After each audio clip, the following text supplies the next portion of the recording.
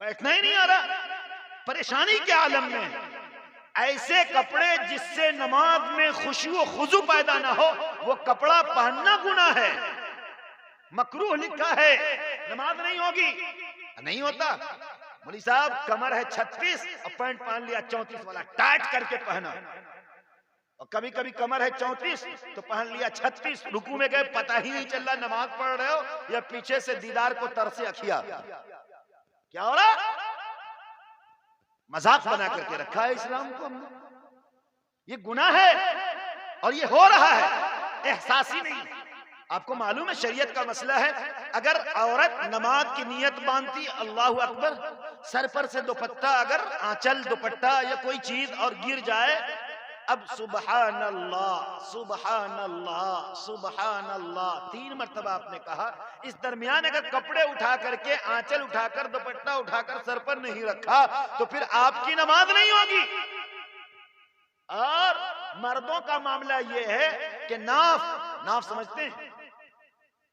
ارے ناوی نہیں، دھوڑی نہیں سمجھتے، دھوڑی ناف نہیں سمجھ رہے، لگ رہا ہے مکہ مدینہ سے آئے ہیں، نہیں جانتے۔ ناف سے لے کر کے اور یہ گھٹنا جس کو کہتے تھونا، گھٹنا یہ ڈھکا ہوا ہونا چاہیے، نماز پڑھنے نماز ہو جائے گی، نماز پڑھنے نماز ہو جائے گی۔ اب آپ نے کمر پر سے پینٹ پہنا، پیجامہ والوں کو دقت نہیں ہوتی، لنگی والوں کو دقت نہیں ہوتی ہے، میں پینٹ والوں کو کہہ رہا ہوں۔ اب آپ نے یہاں سے پہنا، سجدے کی حالت میں گئے، آپ کے سطر جو ڈھکے ہوئے ہونی چاہیے وہ سطر اپنی اصل حیث پر، اپنی اصل پوزیشن پر نہیں ہے، نماز نہیں ہوگی۔ کون بتائے گا؟ وقت ہی نہیں ہے کہ ہم جائیں دینی مجلس میں۔ ابھی اللہ معاف فرمائے قاری جمشید جوہر صاحب کے جگہ پر کوئی سونو نگم آ جاتا، 5 اسٹار کوئی بہترین جو ہے ہیرو ہیروئن پہنچ جاتا، اللہ کی قسم یہ ٹینٹ سمیانے اور یہ لائٹ فائٹ سب ختم ہو جاتا۔ یہ کرسی اپنی اصل پوزیشن پر نہیں ہوتی، وہ کرسیوں کا میلہ چلتا، ہوا میں کرسیاں لہرائی جاتی، سیٹی مارے جاتے، کتنے کے کپڑے پھاڑے جاتے، کتنے کے منہ توڑے جاتے، کتنے کے پاؤں توڑے جاتے، قدم رکھنے کی جگہ نہیں، ایک دوسرے پر گرتے۔ کل اخبار کی سرخیوں میں آ جاتا کہ فلاں جگہ ڈی جے کے ناچ پارٹی میں، گانے پارٹی میں، وہاں پر ہجوم اور بھیڑ ہردنگ مچا، 4 آدمی وہیں پر مر گیا۔ یہ ہوتا، قدم رکھنے کی جگہ نہیں ہوتی۔ اور اس میں کون ہوتے؟ اس میں بوڑھے بھی ہوتے ہیں، نوجوان بھی ہوتے، امت کی مائیں بھی ہوتی، بہنیں بھی ہوتی، بالکل بے پردہ ہو کر کے اس کا مظاہرہ ہوتا، ساری چیزیں ہوتی۔ اور دینی مجلس میں نانی مرے کا دینی مجلس میں جائیں، ہاں وہ فلنما کا پروگرام ہے نا، اس میں جا کر ہم کیا کریں گے؟ وہی کہہ دیتے کہ میاں تجھے گوشت پلاؤ ملے گا، بھیڑ لگ جاتی، گوشت پلاؤ کھلایا جائے گا، ہاں بھیڑ لگ جاتی، پھر جگہ نہیں ملتی۔ لیکن ایک نقصان ہوتا اس وقت، اے مولوی صاحب بس بس بس، ہاں کیوں؟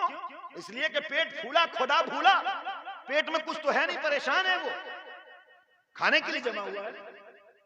یہ ہوتا ہے۔ آپ گئے تھے، اے صاحب ماسٹر صاحب آپ گئے تھے پروگرام میں، مولوی صاحب آپ گئے تھے، ڈاکٹر صاحب آپ گئے تھے، نہیں کیا جاتا، اس کے دعوت نہیں تھی۔ کیا چیز کی دعوت نہیں تھی؟ بھوج بھنڈارا چل رہا تھا، اس لیے دعوت نہیں تھی۔ اللہ کے بندے دینی مجلس میں جانے کا مزاج بنائیے، سیکھیے، سمجھیے۔ فیس بک والے مولوی صاحب مت بنیے، ٹویٹر والا، گوگل والا مولوی صاحب مت بنیے کہ پہلے لوگ جا کر اپنے امام صاحب سے پوچھتے بھی تھے کہ امام صاحب میرے گھر بچہ پیدا ہوا، میرے گھر بیٹا بیٹی پیدا ہوا، آپ بتائیں کہ اس کا کیا نام رکھا جائے۔ اب تو پوچھنا بھی گوارا نہیں کرتے۔ کیوں؟ رکھ دو اپنے بچوں کا نام فرعون۔ کیوں؟ اس لیے کہ مولوی صاحب قرآن شریف میں فرعون لکھا ہوا ہے، جب اللہ کا کلام میں فرعون لکھا ہوا ہے تو اس کا مطلب کہ نام بھی اچھا ہوگا، اس لیے نام رکھ دیا فرعون۔ ایک آدمی نے اپنے بچے کا نام حاویہ رکھ دیا، اور حاویہ جہنم کا ایک گڈھا ہے، جا نارن حامیہ، حامیہ نام رکھ دیا، جہنم کا گڈھا نام رکھ دو، ایک شعلہ بھڑکتا ہوا آگ نام رکھ دو، احساس نہیں۔ تو بہرحال پہلی چیز کیا ہے؟ پیشاب کے چھینٹوں سے بچنا۔ دوسری چیز کیا ہے؟ چغلی غیبت سے بچنا۔ یہ ماؤں کے لیے، بہنوں کے لیے، اہل علم حضرات کے لیے، بیٹھ کر کے غیبت کرتے احساس ہی نہیں ہوتا کہ کتنا بڑا گناہ ہے۔ تو بات چلی تھی کہ اس بچے نے کھڑے ہو کر پیشاب کر دی تو مسجد کے امام صاحب اور پڑھے لکھے لوگوں نے ایک میٹنگ بنائی اور مشورہ کیا کہ ان کے باپ سے جا کر شکایت کی جائے. یہی بات چلی تھی. تو اب لوگ گئے. کس لیے گئے؟ ارے بولو نا بھائی. شکایت کرنے کے لیے. شکایت کرنے کے لیے گئے. تو جب وہاں گئے تو دیکھا کہ یہ بچہ تو کھڑا کھڑا پیشاب کر رہا تھا, اس کا باپ تو کوٹھے پر کھڑے ہو کر کے منہ ناچ ناچ کر کے منہ رہا. اب کس سے شکایت کی جائے؟ یہی ہے قو انفسکم واہلیکم نارا. بچو اپنے آپ کو اور بچاؤ اپنی اولاد کو, اپنی نسلوں کو. پردے کے نام پر تہلکہ مچ رہا ہے اس ملک میں. صورتحال کیا نہیں ہے؟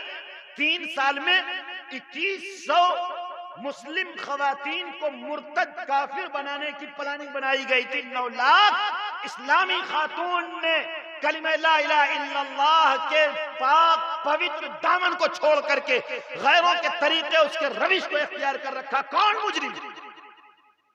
کون بتائے گا اس امت کی بیٹیوں کو؟ چلے گئے سنڈے کو بھی پڑھنے کے لیے چلے جا رہے ہیں. بند ہے کوچنگ بھی, اسکول بھی, کالج بھی, یونیورسٹی بھی. ماں باپ کو آنکھوں میں دھول جھونک کر کے جا رہے ہیں. احساس نہیں ہے؟ جتنے بھی معاملات آ رہے ہیں اس میں کہیں نہ کہیں باپ کا دخل ہوتا ہے. باپ اگر پردیش میں ہو تو معاف کیجئے گا امت کی مائیں, اس ماں کی فراڈ بازی اور اس کی کم عقلی یا اس کی بے وقوفی یا وہ زمانے کی لالچ اور اس کے مکر و فریب میں آ کر کے وہ اپنی بیٹیوں کو داؤ پیچ کے دہانے پر جا کر کھڑا کر دیتی ہے اور احساس کرتی ہے. یہ ہو رہا ہے. پورے مشاہدہ ہے اس بھارت کا, ایک ایک علاقے کا. دیکھ رہا ہوں صورتحال کیا ہو رہا ہے. کون بتائے گا اسے؟ گناہ کو گناہ نہیں سمجھ. نوجوان نسل یہ بھی کان کھول کر سن لے, آج کے پروگرام میں بیٹھ کر کے اور سن کر کے چلے جانے سے جنت نہیں ملے گی. جنت تو ملے گی رسول اللہ صلی اللہ علیہ وسلم کے بتائے ہوئے طریقے پر عمل کرنے.